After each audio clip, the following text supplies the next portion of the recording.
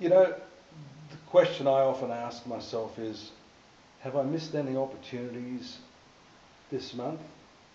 I mean, the astrologer says, don't miss any valuable opportunities. And we see that by the combination, or the passing combination of Venus and Jupiter in your horoscope. But how do you know whether an opportunity is worthwhile taking? Well, I guess the horse has bolted now. I mean the horse by Venus. But I think, even if you're not completely aware, Gemini, something's just happened in the recent weeks which has given you some sort of upliftment. Now, there's a delayed reaction. We've had the retrograde Mercury, still retrograde now for a few more days. And that can sometimes tell us that while we're busy going over old ground, looking backwards, things are happening in the moment.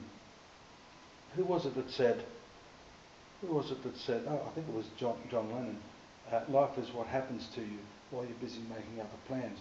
That sort of month for you, at least at the beginning here, where I see the movement of Venus having given some opportunities, Mercury giving you less clarity or an inability to see just how lucky you are right now.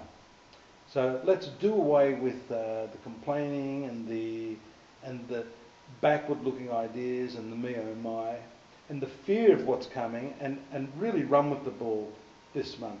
Because I think you, out of all of the star signs having had this Jupiter-Venus combination in your sun sign, means that something's happening. You're turning the corner right now, and I'd hate to think you've missed an opportunity. So dig deep.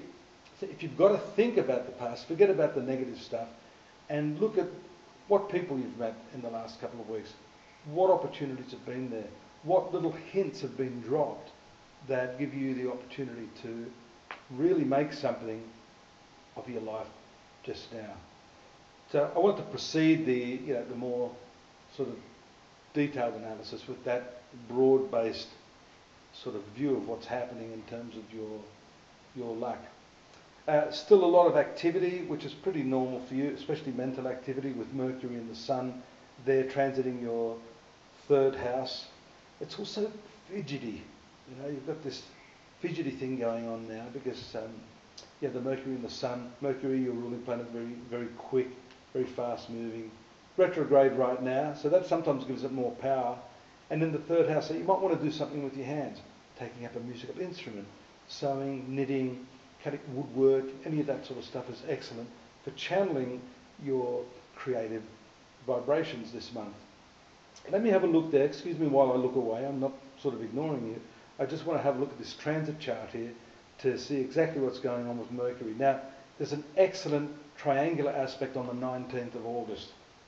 So that's your ruling planet with Uranus. And if we look at Uranus in the hot, fiery, creative sign of Aries, this is excellent for combining your resources and your talents with friends to do something in the way of your hands, maybe even your feet. You're very, very mobile at the moment. So that to me is a key date for you just now. And by that, what can happen through Uranus is these sparks of energy, these flashes of brilliance. And you should grab some of those and work them. They might only seem like little ideas, but you can extrapolate on that, make something of that, thereby satisfying your creative needs, but also maybe practically discovering something that could be of financial value to you in the future. Excuse me. So that date's an important one. If I look here at the movements of the moon, we see here it's not until after the 15th or 16th. I'm taking some guesstimates there on the new moon. In any case, it will occur in this third house that I'm talking about.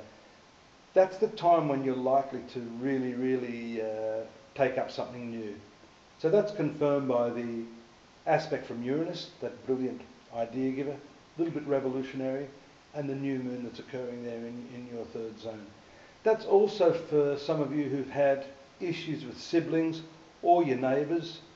Don't tell me about neighbours, I know all about that. I know how frustrating that can be if things aren't working too well. But time for a truce. You can offer them the peace pipe at that time, and improve circumstances there in your immediate environment, either with your siblings or with your neighbours. The moon will move to this very critical love affairs sector when it transits the combined influence. There's a conjunction right now in the heavens, which I think is a very important one, and particularly for you in your that first triangular house, the sign of Libra, is your romance sector. That's pretty screwy at the moment. It's really stop-start, hot, cold, yes, no. That's you at the best of times, but in that specific area. And we see the transit of the moon, that lunation there, into Libra on the 20th of August. So that could bring you to a very important decision-making moment. Yes or no? Come on, make up your mind. You've got to have some trust on this one at that time of the month. You've been trying to maybe hold on to someone or something.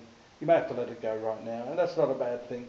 Especially here I see, around 4 days later, there's a karmic influence there when the moon transits Sagittarius, around the 24th of August, and there's a lovely triangular aspect to that creative combination of your ruling planet that I mentioned. What this gives us, and most Western astrologers don't usually use this North Node, or what we call the Rahu, because that's actually a cultural karmic planet.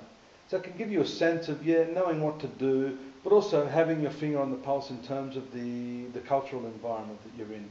So you'll feel connected to people, and whatever it is you've been planning to do, especially that creative concept, you'll get a boost from the people that you're with.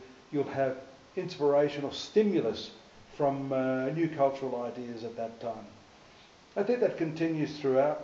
We see there the transits of Capricorn, Aquarius and Pisces, 26th, 28th and 30th. These three areas, 8th house Capricorn's not so good. That can show a bit of focus on your finances, taxes, and other joint resources.